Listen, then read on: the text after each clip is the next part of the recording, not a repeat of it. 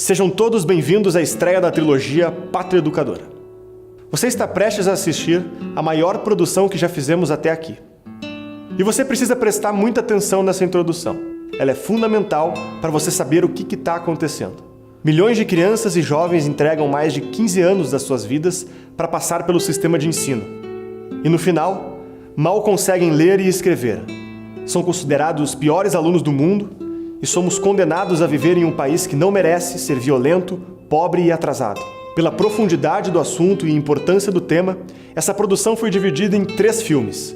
O primeiro episódio é um compilado de milhares de anos que vai permitir conhecermos a origem das nossas ideias sobre o assunto e olharmos o problema com outros olhos. O segundo episódio vai demonstrar como a história mundial refletiu no Brasil e como construímos o nosso sistema educacional. Também é um episódio que vai contar de forma inédita a história do patrono da educação brasileira, Paulo Freire. E é no terceiro episódio que queremos todos vocês dispostos a compartilhar, nos ajudando a chegar no maior número de pessoas. É no terceiro episódio que vamos fazer uma denúncia contundente sobre a educação brasileira, mostrando como alfabetizamos nossos filhos, como esse dinheiro é gasto, quem são os responsáveis por tudo isso e o que estão prestes a fazer nos próximos anos se não fizermos nada. Estamos convictos de que o terceiro episódio é a maior denúncia já feita sobre a educação brasileira. Você está prestes a embarcar nessa jornada de conhecimento e essa introdução tem uma última etapa que é a mais importante. Todo esse trabalho custou muito caro. Mais de 2 milhões de reais foram investidos, com 20 pessoas trabalhando durante um ano, dia, noite e madrugada, para fazer essa trilogia. Todos vocês que nos assistem podem confiar na nossa independência. Nunca aceitamos um centavo do dinheiro público e também não ganhamos dinheiro com o YouTube. Tudo, absolutamente tudo que produzimos e oferecemos de graça só é possível por conta do financiamento dos nossos membros assinantes. São eles os responsáveis por já termos levado ideias, valores e sentimentos para a casa de pelo menos 10 milhões de brasileiros. E agora, é você quem vai decidir se estamos no início ou no final dessa jornada. Nós decidimos abrir o jogo com você. Nós temos uma meta muito importante para ser batida. Nós precisamos de 20 mil novos assinantes ativos para financiar as próximas produções desse ano que abordarão temas urgentes para o Brasil. A Brasil Paralelo não pode parar por conta dessa crise. Nesse exato momento, você está vendo o que está acontecendo na mídia. Nós temos muitos assuntos e precisamos tratar de forma urgente. E dessa vez, se você não nos apoiar, corremos o risco de não poder continuar. Não é jogada de marketing. Estamos apenas sendo totalmente francos com você. Estamos lançando esses filmes de graça para a população e você agora precisa fazer a sua parte. E nós chegamos no preço mínimo que poderíamos chegar para que todos que gostam da Brasil Paralelo possam com apenas R$10 se tornarem membros assinantes. Esse é o valor que você precisa investir para aderir um novo plano de membresia da Brasil Paralelo, o Plano Patriota. R$10 não paga um ingresso no cinema, não paga uma mensalidade na Netflix. Você sabe que com R$10 não podemos comprar muita coisa, mas com a Brasil Paralelo, R$10 podem mudar a cultura do Brasil. Nós arriscamos todo o dinheiro que tínhamos para colocarmos o filme de graça, mesmo diante das conjunturas atuais. E por quê? Porque confiamos que você vai tomar a decisão de virar membro e financiar a Brasil Paralelo. Estamos correndo o risco, mas a confiança é justamente a certeza do que não podemos verificar. E agora, o que pode atrapalhar tudo isso? Quando você nos assiste, tem os R$10, mas acha que essa conversa não é com você. Quando você está aqui ouvindo tudo isso e não assume a sua parte, o seu comprometimento. Pedimos, por favor, não seja o elo quebrado dessa corrente. Sua assinatura não é uma doação. Ela também concede acesso à versão completa da trilogia Pátria Educadora, com 40 minutos adicionais de duração, que acompanha um guia de estudos completo com as principais teses do documentário, um mapa mental e a lista bibliográfica. Fornece acesso ao nosso grupo de membros no Facebook e no Telegram e também permite que você participe de encontros presenciais espalhados por todo o Brasil. Além disso, todo um mês você receberá um conteúdo inédito na sua conta. Eu garanto, você nunca pôde fazer tanto com R$10. E se chegamos nesse preço, é para que ninguém fique de fora. Caso não goste do conteúdo que você assinou ou mude de ideia por qualquer motivo que seja, tem 7 dias para solicitar o seu reembolso, sem precisar de nenhuma justificativa. É a sua decisão que vai permitir que a gente exista e continue trabalhando pelo futuro da cultura brasileira. Precisamos provar que é possível. Antes de começar o filme, pause agora o vídeo, clique aqui embaixo no link da descrição, Conheça todos os planos da Brasil Paralelo e torne-se membro com apenas R$10. Muito obrigado por sua atenção e por honrar a nossa confiança. Fique com o primeiro episódio da trilogia Pátria Educadora e até breve.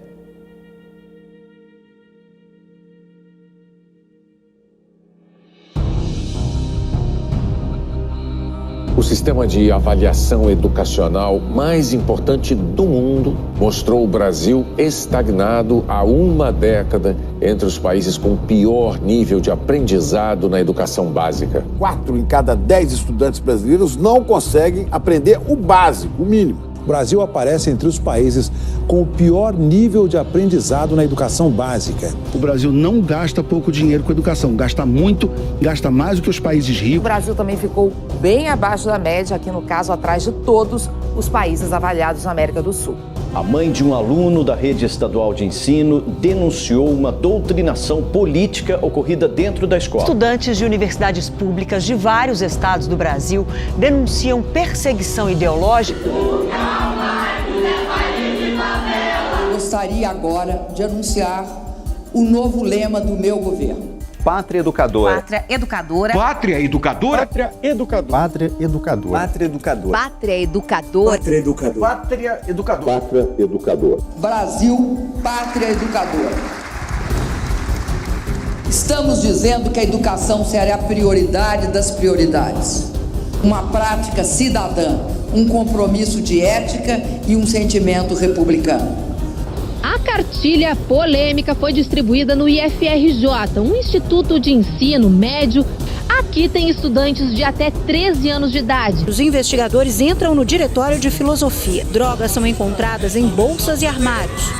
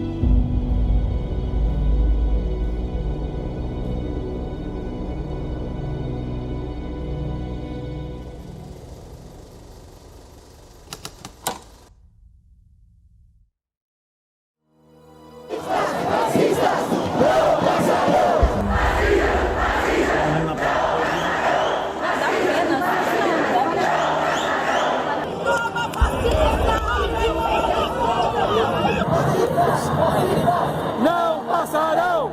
Fascistas! Fascistas! Não passarão! Fascista!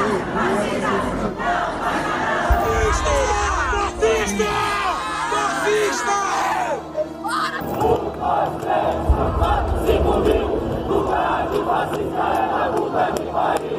Contra o fascismo da fachada da Universidade Federal Fluminense em Niterói. Pouco antes do protesto no Rio, um incidente assustou quem assistia a uma aula pública sobre fascismo. Estamos nas ruas hoje para dizer que nós somos contra o fascismo. Where fascism is showing its claws. É preciso dizer o nome do fascismo. É preciso ver a cara do fascismo. Na verdade, os fascistas agora têm ganhado muita força pela consequência da falta de investimento na nossa educação. Quem não pula é fascista! Quem não pula é fascista! Estudantes, funcionários e professores da Universidade Federal do Rio Grande do Sul realizaram um grande ato no centro de Porto Alegre contra o fascismo em defesa da democracia. Professores da universidade unidos para combater o fascismo no Brasil. Fascistas, comunistas, não passarão! Fascistas, comunistas, não passarão!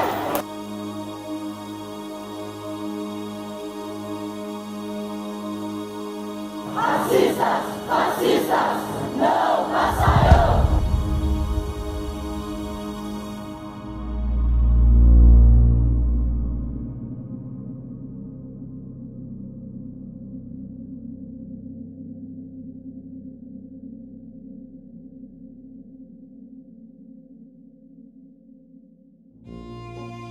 Os eventos narrados em um livro de história são sempre descritos através dos personagens, dos lugares e do tempo.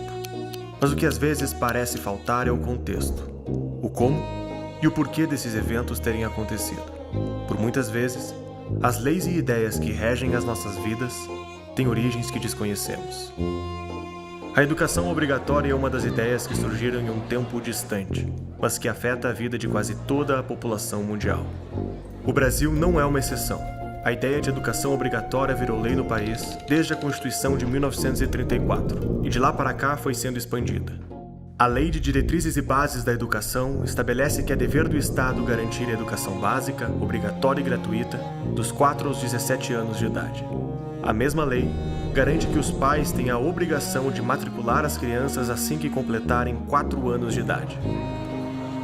De outro lado, a educação compulsória também significa a obrigação do governo em atender a população com instituições de ensino previamente autorizadas para esta competência. Esse tipo de legislação cria uma série de outras leis acessórias para garantir o funcionamento desse sistema educacional, desde o ensino básico até a pós-graduação. Profissionais da área são previamente qualificados por um certificado aprovado pelo Estado. Grades curriculares, livros didáticos e orçamentos são definidos pelos políticos e organizações encarregadas. Se hoje em dia esse é o padrão da nossa sociedade, nem sempre foi assim. Conhecer a origem dessa história é o primeiro passo para debatermos a nossa educação.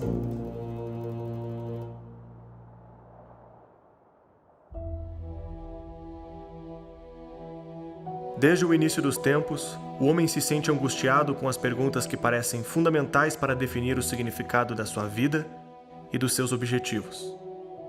O que somos e onde estamos? A vontade de descobrir o mundo dá origem à palavra educação.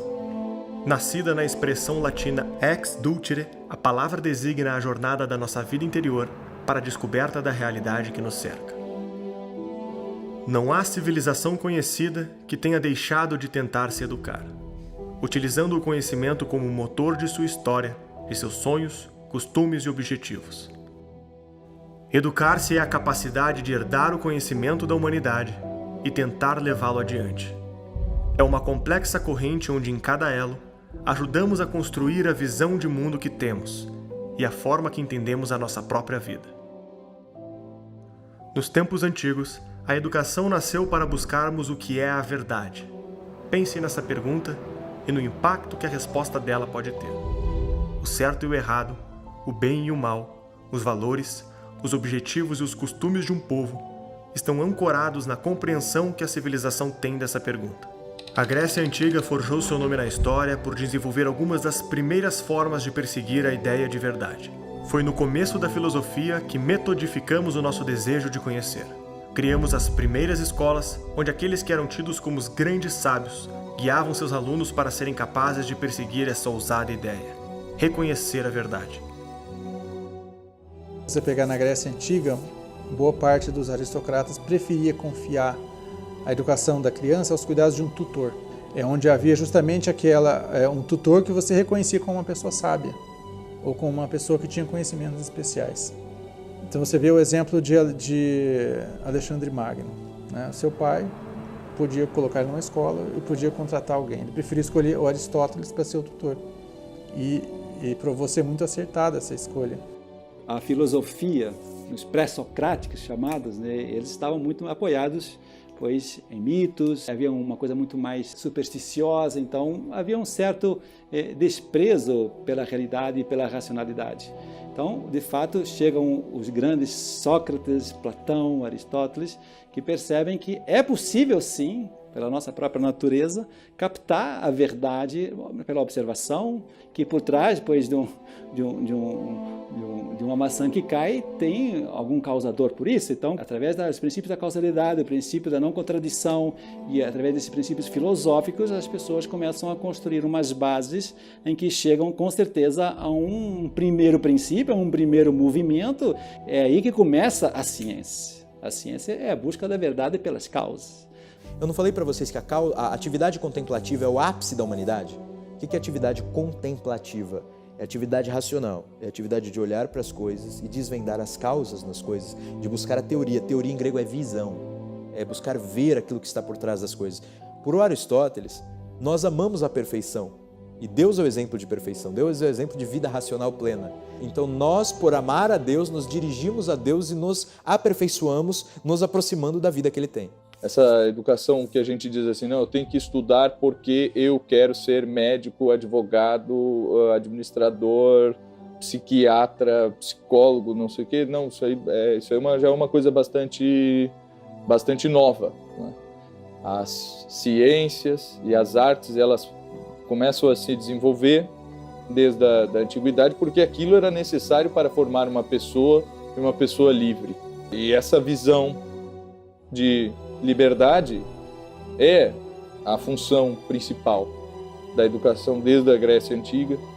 Não só a liberdade, primeiro a liberdade interior, a liberdade civil, a liberdade social, a liberdade da própria família, da minha cidade e por aí afora.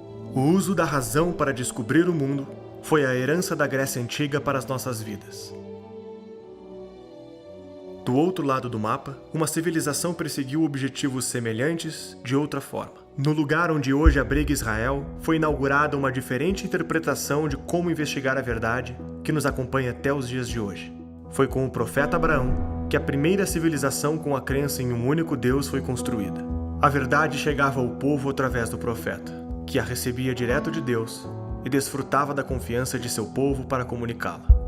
As escrituras sagradas e os testemunhos envolvendo o profeta eram a verdade que deveria ser investigada e interpretada para ser posta em prática. Esse era o fundamento da civilização que pautou o início do judaísmo, do cristianismo e do islamismo. Ao longo do tempo, os métodos filosóficos da razão e os povos religiosos foram se encontrando, até se unificarem no alto da Idade Média, quando as obras gregas foram traduzidas e os métodos tidos como pagãos foram se reincorporando nas formas de estudo dos mosteiros e escolas da época. Quando é que vai surgir o diálogo direto? Quando os padres tiveram que dialogar com as comunidades e responder a perguntas delas. E aí isso foi sendo integrado. Aristóteles era visto como uma espécie de materialista impossível de entrosar com a revelação cristã. Até que vai chegar Boécio, que vai mostrar que Aristóteles é plenamente adaptável. Só que o cara, ele mostrou em alguns elementos do discurso também. Aí com São Tomás de Aquino, meu amigo, aí o Aristóteles passa a virar puseram uma batina no cara, né? Ele virou o padrão da parte racional da igreja. Então você tem uma visão mais de pensamento teórico e especulativo dos gregos e tem uma visão mais pragmática, administrativa e jurídica dos romanos. A união dessas duas coisas com o cristianismo é o Ocidente. Deu para entender?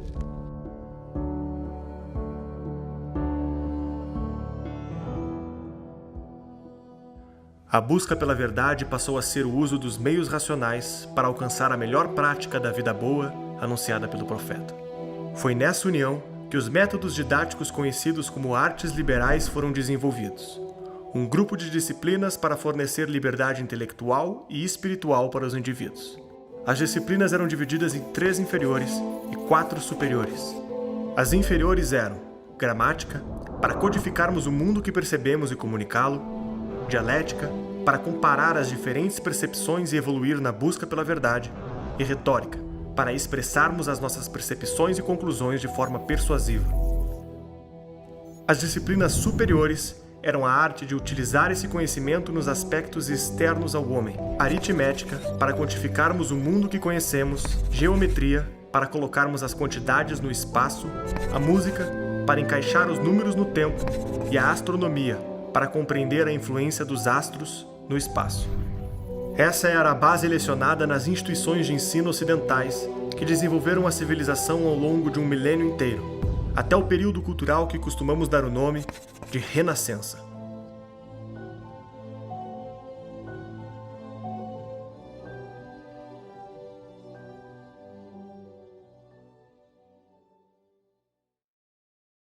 Essa base de ensino foi utilizada ao longo de toda a Idade Média.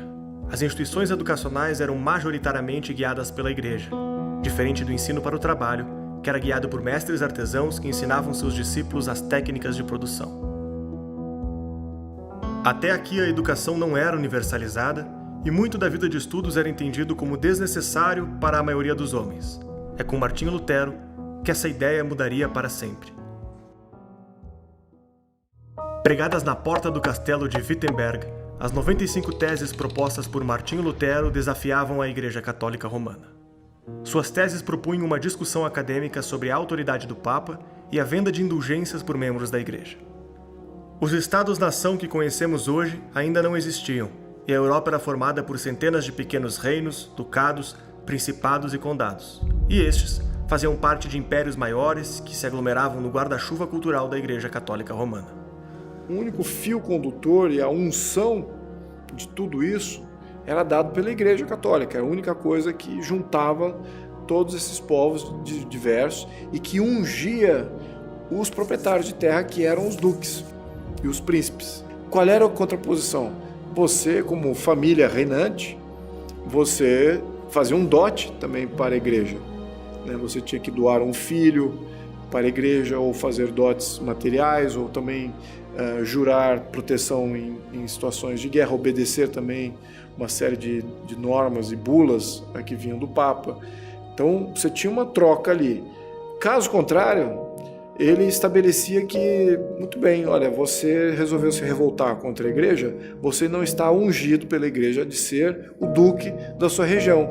Outros duques são legítimos de conclamar o seu território.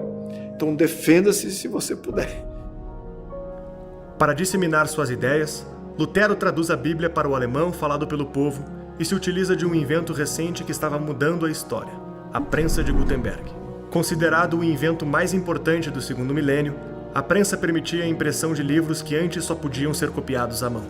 A Bíblia de Lutero agora circulava pela Europa na língua do povo, e não mais no latim falado apenas pelo clero. A Reforma Protestante havia começado. A nova doutrina pregava que a instituição católica não possuía poderes espirituais e defendia que a revelação da verdade não deveria mais passar pela Igreja Católica, mas ser entregue diretamente das Escrituras para todos os fiéis. A revolta protestante oferecia uma oportunidade para os reis e governantes quebrar a autoridade da Igreja Católica e aumentar o poder dos estados locais. Lutero, em nenhum momento quis fazer uma religião universal e sequer uma religião, vamos chamar assim, nacional. O que Lutero buscou foi uma reforma dentro da Igreja, indo de encontro com a própria tradição romana. A reforma iniciada por Lutero tornou acessível a leitura da Bíblia, e dispensão da autoridade da Igreja permitiu que as pessoas tivessem sua própria interpretação, abrindo precedentes para que diversas ramificações do cristianismo surgissem nos anos seguintes. Agora, a influência da reforma, ela também não termina com Lutero, né? Aquilo é só o ponto inicial. Depois, os ventos da reforma se alastram principalmente até Genebra, né? Até Calvino, onde em 1554 ele funda a Academia de Genebra. Mas havia uma preocupação muito grande, tanto com a saúde espiritual, como também com a solidez educacional dos habitantes ali. Na busca de expandir as ideias protestantes, Lutero escreve uma carta para os governantes do Sacro Império Germânico, exigindo a criação de uma educação pública provida pelo Estado para progredir a reforma e disseminar a leitura da Bíblia sem o intermédio da Igreja. E é interessante que nessa carta ele diz assim, que eles estavam muito preocupados em fazer investimento em pontes, em estradas, em mosquetes, e eles deveriam empregar a maior parte desses valores não somente na educação de crianças, mas no incentivo a professores. Então nós vemos a preocupação de Lutero com ambas as pontas. Traduzido, isso quer dizer que ele tinha um interesse enorme na universalização do ensino. Como resultado das suas súplicas, no ano de 1524, o Estado germânico de Gotha funda a primeira escola pública moderna. E Lutero funda o Plano Escolar da Saxônia, que mais tarde tornou-se a inspiração do sistema de educação estatal para a maioria dos estados luteranos. O ensino compulsório logo se estendeu à França, Holanda e Nova Inglaterra. As escolas eram vistas como poderosas armas de guerra cultural para o enfrentamento político-religioso das diferentes ramificações do cristianismo. O poder espiritual sofria uma transição de autoridade, da Igreja para os governantes e líderes de diferentes revoltas, entendidos como autoridades ordenadas por Deus contra o Papa e o Imperador. A consequência foi o conflito religioso que ficou conhecida como a Guerra dos 30 Anos. Com o término do enfrentamento, diversos governos estaduais se moveram para tornar obrigatório o comparecimento das crianças nas escolas, sob pena de multa e aprisionamento dos filhos. Foi o rei Frederico Guilherme da Prússia que inaugurou o primeiro sistema de educação nacional obrigatório da Europa, ordenando a frequência de todas as crianças nas escolas estatais. Quando você pega a Prússia, aí o negócio se transforma num ritmo, né? Ganha um ritmo industrial, se transforma em algo imenso. Então o professor tem que cuidar de dezenas e dezenas e dezenas de alunos, tem que dar conta de avaliações rigorosas. As escolas passam a fazer parte da política pública dos governos locais e a universalização do ensino começa a aparecer nas estratégias de governo.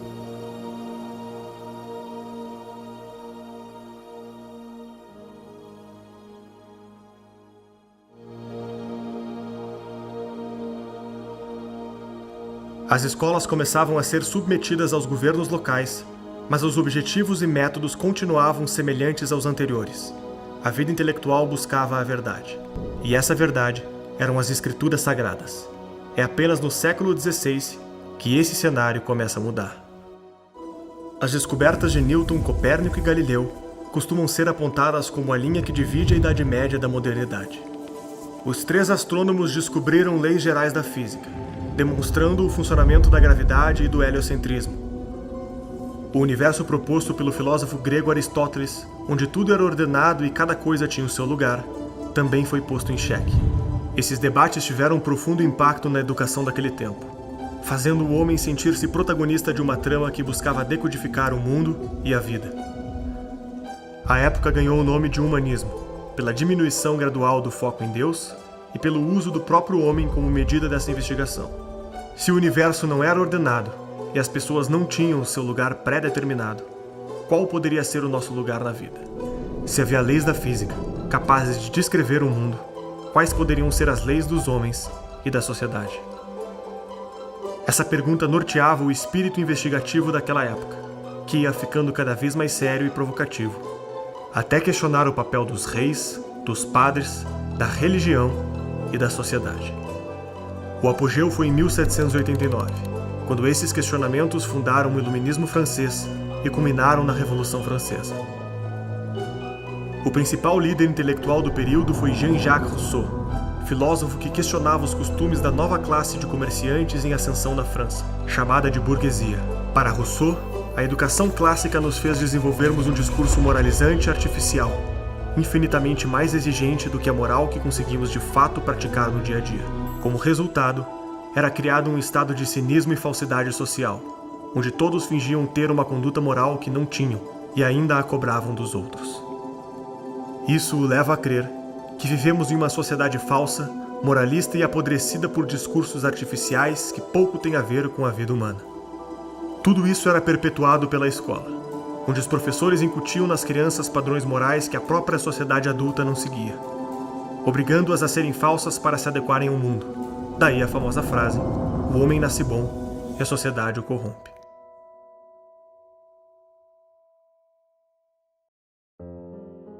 Em 1750, Rousseau é convidado a fazer um discurso sobre as suas ideias na Academia de Dijon. Lá propõe que a educação como fora feita, em vez de ajudar o desenvolvimento da humanidade, na verdade podia prejudicá-la. Para o pensador, a educação e as artes liberais só tinham reforçado a produção do discurso moralista que criou a falsidade social que denunciava. A provocação de Rousseau sobre a educação começa a ganhar força. O discurso torna-se premiado e o filósofo escreve um romance chamado Emílio, onde descreve como faria a educação de uma criança à vida adulta, até seu casamento com a sabedoria. Esse é o livro responsável por expandir a interpretação do conceito de infância e adolescência. Transformar a infância em uma classe tinha o intuito de protegê-las dos adultos, corrompidos pela sociedade burguesa e moralista. Se em vez de transmitirmos nosso conteúdo, nossos hábitos e nossas crenças, apenas incentivássemos as crianças com métodos lúdicos a serem livres pensadores, elas poderiam romper com a sociedade corrupta em que nasciam. Quando a Revolução Francesa aconteceu, essa mentalidade foi absorvida pelo Estado revolucionário, que radicalizou a posição de Rousseau. O próprio Robespierre, líder revolucionário e ditador francês, admitiu ter o livro de Rousseau na cabeceira de sua cama. A ditadura francesa estabeleceu a instrução obrigatória para todos na Constituição e submeteu todas as escolas, públicas ou privadas, ao comando do governo. Ninguém podia abrir uma escola ou ensinar em público sem a licença da universidade oficial. As escolas estavam obrigadas a ensinar de forma apologética as ideias de Rousseau e aos líderes do governo revolucionário.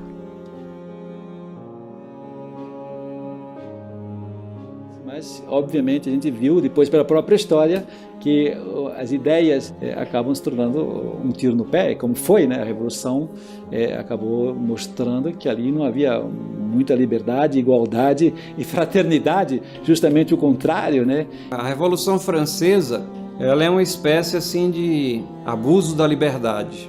Ela não é um marco na história de que o conhecimento ou a racionalidade aflora ao ponto em procurar os interesses maiores da humanidade. Mas é uma tentativa assim meio descabida de quebrar contra tudo que foi construído previamente. E o legado intelectual deixado pela Revolução Francesa, ela leva também a uma visão equivocada do que é governo, autoritarismo e tudo mais. Então, muitos bebem na Revolução Francesa como se fosse um poço de lucidez, quando na realidade ela representa uma cisterna de obscuridade. Entre em nosso site e saiba como ter acesso às entrevistas e cursos exclusivos. A partir de R$10 você já pode se tornar um membro da Brasil Paralelo. Contamos com você.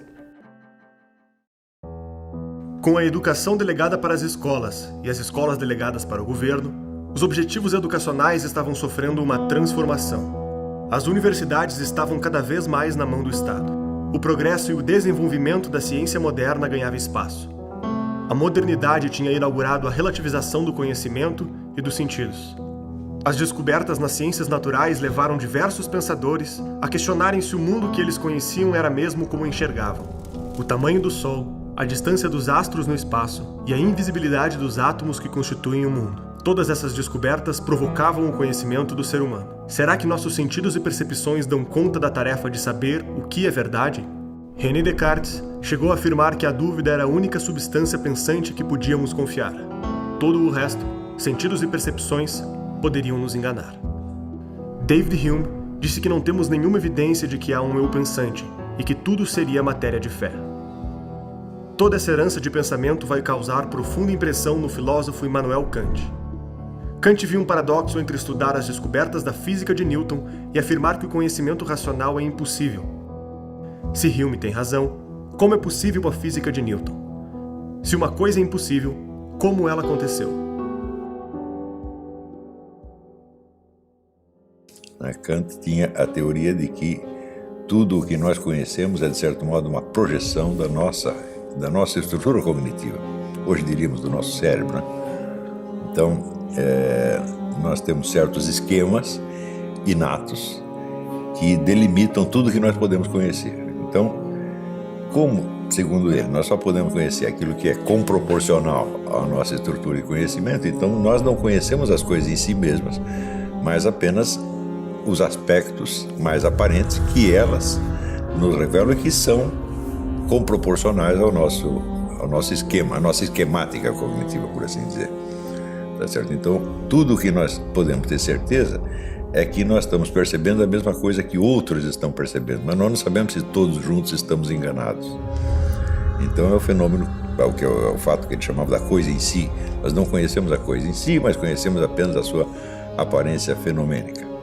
Isso significa que só existe certeza sob o aspecto de um consenso científico. Você não tem mais a certeza objetiva de que as coisas são assim ou são assadas, né?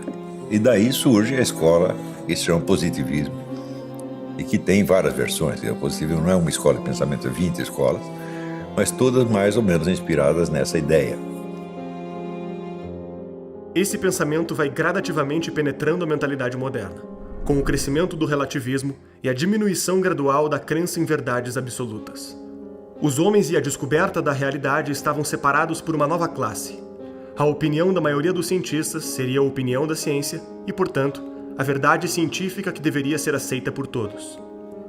Então é evidente que a classe científica e tecnológica se torna, vamos dizer, uma espécie de um novo clero, né?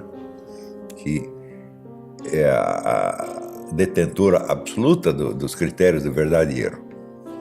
De outro lado, o reitor da Universidade da Prússia, Friedrich Hegel, apresenta uma outra filosofia. O Hegel, ele diz, a primeira condição da investigação filosófica é a fé no poder cognitivo do espírito humano. Quer dizer, nós afirmamos a nossa capacidade de conhecer o real. Então é uma atitude corajosa dele, sem dúvida, né? Mas, com base nisso, ele acreditou que ele poderia conhecer, num só relance, num só golpe de vista, o movimento inteiro da história humana. Já é um exagero, evidentemente, né? É a Ganzheit, né? O conceito de totalidade. Cada um é esse pequeno tijolinho dentro desse grande sistema. E essa união dos tijolinhos que faz esse grande muro, que é a totalidade. O Estado é o único ente que consegue responder o porquê do ser humano e para que ele existe. E a sua dialética é aplicada à história, quer dizer, tudo é uma tese com uma antítese que vai virar uma síntese. Hegel acredita, sobretudo, que essa síntese suprema é essa formação do Estado moderno. O Estado moderno alemão é o grande ápice, é a apoteose da sua filosofia. Esse Estado moderno vai ser responsável pela universalização do ensino. Enquanto um lado defende não ter o conhecimento de nada, a não ser das aparências, o outro lado acredita já ter o conhecimento de tudo, sabendo onde a história vai terminar.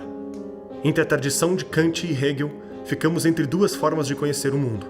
De um lado, delegamos a verdade para as mãos da classe científica e aceitamos a sua suposta maioria, e de outro, aceitamos que estamos vivendo rumo ao fim da história.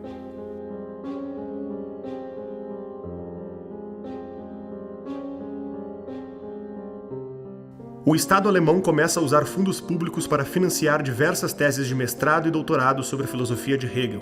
Ao se consolidar como a maior referência intelectual do seu tempo, atrai críticos e adeptos das suas ideias. Um deles ficou conhecido como o fundador da teoria comunista, Karl Marx. A ascensão econômica da França não era uma exceção. Grande parte da Europa vivia um momento de prosperidade impulsionado pela Revolução Industrial. Os métodos de produção envolvendo vapor e carvão criaram as fábricas, que puxavam trabalhadores do campo para pequenas cidades construídas no entorno. Durante grande parte da nossa história, 80% do povo dependia do trabalho na agricultura para viver.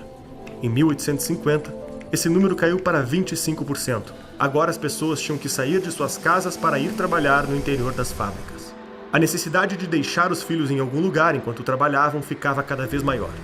E o recém-formado mercado começava a exigir qualificação. Se de um lado os governantes já tinham compreendido a importância das escolas para o Estado, essa era a peça que faltava. O governo queria levar seus filhos para a sala de aula e os pais queriam entregá-los. Marx já viu o que é Revolução Industrial. É um pensador ultra-urbano, ao contrário dos românticos.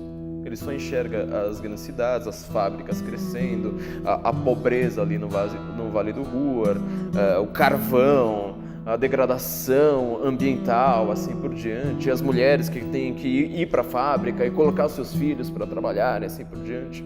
E ele só enxerga a matéria, ele é um materialista de fato. A ênfase do Hegel era na dialética interna das ideias que se sucedem. E Karl Marx disse a coisa não é bem isso, o que existe são modos de produção que se sucedem, portanto, estruturas sociais que se sucedem.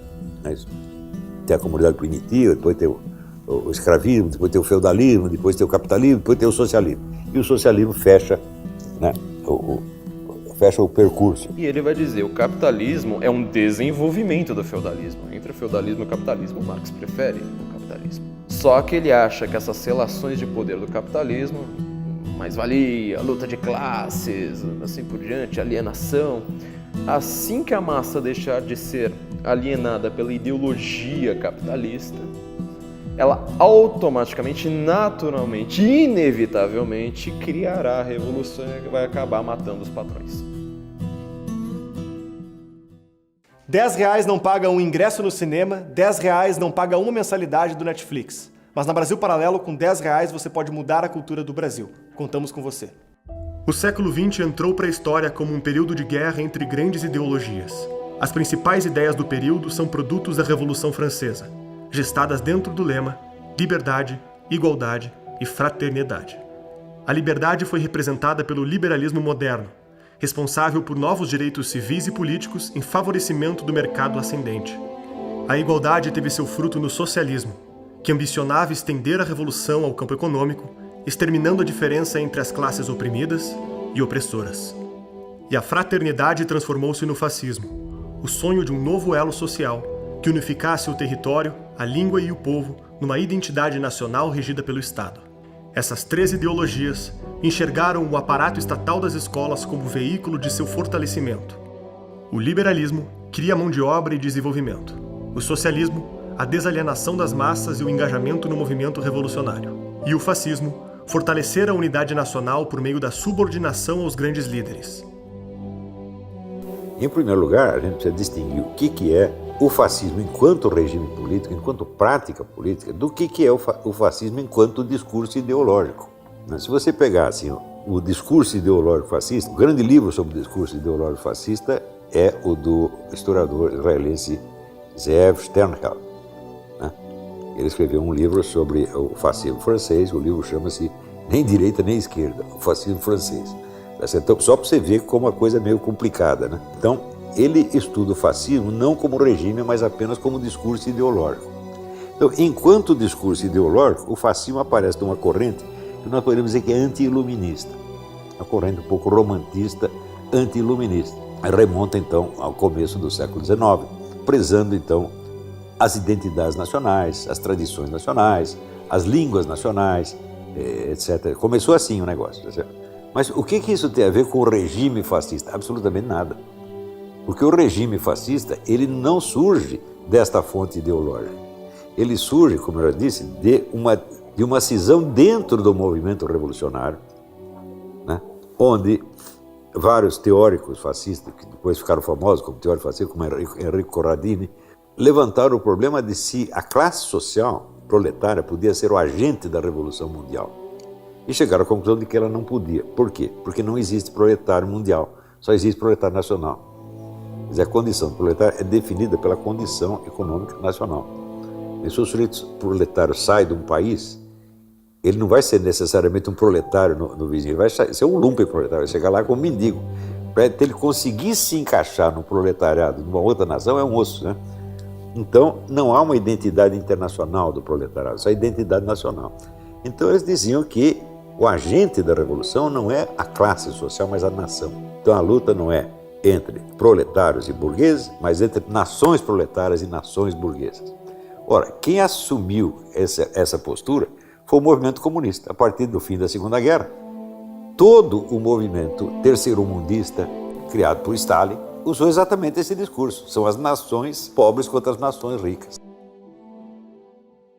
Mas toda a ideia do fascismo, do nacionalsocialismo, das falanges, de todos esses movimentos fascistas, era a ideia da classe trabalhadora se unir nacionalmente, criar um Estado extremamente eficiente, nacionalizar propriedades, nacionalizar indústrias, nacionalizar um plano de educação, a educação como libertadora, porque é ela que vai fazer a classe trabalhadora se libertar daquela alienação marxista, da ideologia, da propriedade. Não, agora com educação, ao invés de você querer simplesmente consumir, você vai ter a ideia revolucionária de fato, você vai começar a ter uma organização de trabalhadores, uma organização política através da educação contra a economia. Então, isto é uma política fascista. Isto determinou não só toda a estratégia do fascismo, mas determinou a estratégia do comunismo também. O fascismo, embora se colocando como antagonista em relação ao iluminismo, na prática política ele seguiu a mesma estratégia do iluminismo, que é, vamos dizer, a de concentrar poder na administração estatal. Isso quer dizer, se o iluminismo é a vitória da razão, da ciência, etc., etc., contra a irracionalidade, nós temos que racionalizar a sociedade. A sociedade racionalizada tem que ser uma sociedade administrada. Administrada por quê? Porque está no poder, portanto, pelo Estado. Então, a política estatizante foi a mesma no fascismo e no comunismo. Tá certo? E estatizante e racionalizante. E aí tu vê todos esses pensadores de esquerda começam a te ofender daquilo que eles são. Quando Pedro fala de Paulo, eu sei mais sobre Pedro do que Paulo. Aponto nos outros os erros que eu tenho em mim. E aí começa a entrar essa questão do fascismo em toda a linguagem. No Brasil, todos os nomes de correntes ideológicas são usados assim como eufemismos para encobrir meras antipatias ou meros desejos ou meras disputas de grupinhos. Os rótulos ideológicos também são usados apenas como armas de propaganda. Você rotula o sujeito de uma coisa que lhe parece feia, não é isso? Mas que evidentemente não define o cara. Com relação à palavra fascismo, o negócio pior ainda. Naquele momento, George Bernard Shaw, o grande socialista fabiano, ele elogia Benito Mussolini e ele é cobrado pelos próprios socialistas ingleses. E ele fala, não, esse cara ele está industrializando a Itália. Os grandes socialistas da época, até Lenin, enxergam em Mussolini o grande nome do socialismo. Eles consideram, inclusive, que o fascismo é uma nova fase do socialismo. Que coisa incrível, né? O Gentile, que era o filósofo do regime fascista, e o Antônio Gramsci, que era o filósofo comunista, estava na cadeia, os dois poderiam ter usado a mesma expressão, a terrestrialização absoluta do pensamento, quer dizer, a destruição de toda a metafísica possível. Não é isso? E, em lugar da metafísica, você tem o quê? A racionalidade do Estado, seja o Estado socialista ou o Estado fascista, que no fundo são a mesma coisa. Não é coincidência que a esquerda brasileira, o modelo, o ídolo dela seja Getúlio Vargas. Né? O Lula vive dizendo que o modelo dele foi o Getúlio Vargas. Então o que é? Um fascista, evidentemente.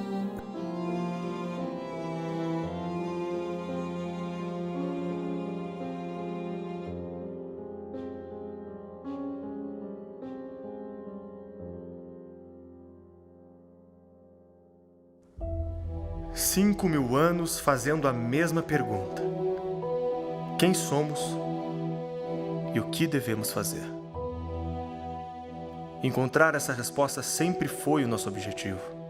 Ao longo dos anos, as coisas mudaram e a pergunta foi sendo abafada. Silêncio após silêncio, o papel da educação foi reduzido ao do ensino, até nos tornarmos parte de uma vida que desconhecemos. Responsável por encaixar todos em uma grande engrenagem, a pátria educadora é a herança do século XX. O Brasil não foi exceção. Nos restou importar ideias que em breve entrariam em disputa.